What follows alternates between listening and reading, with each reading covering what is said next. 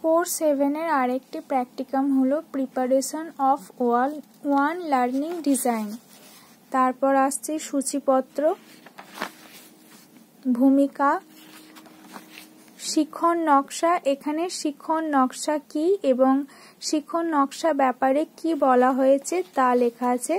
তারপর উদ্দেশ্য, শিখন নকশার প্রয়োজনীয়তা, শিখন নকশার উপাদান, শিখন নকশার প্রকারভেদ, শিখন নকশার ধাপ বা স্তর,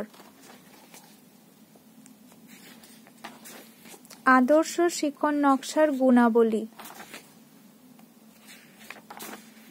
তারপর নমুনাপত্রে এখানে এলডি বানানো হয়েছে শিখন নকশা।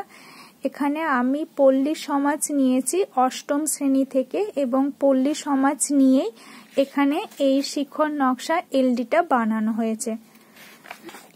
এখানে যে যে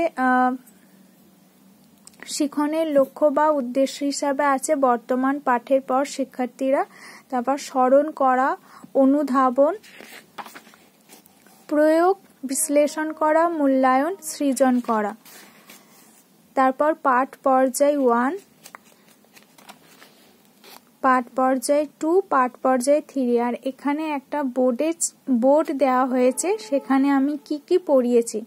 শরৎচন্দ্র চট্টোপাধ্যায় লেখা পল্লী সমাজ নিয়ে কৃষ্ণ ফলকের ব্যবহার দেখানো হয়েছে। তারপর মূল্যায়নের নকশা।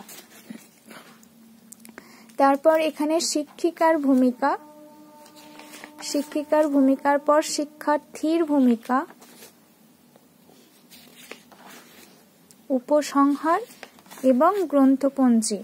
এখানে এই প্র্যাকটিকামটা কমপ্লিট।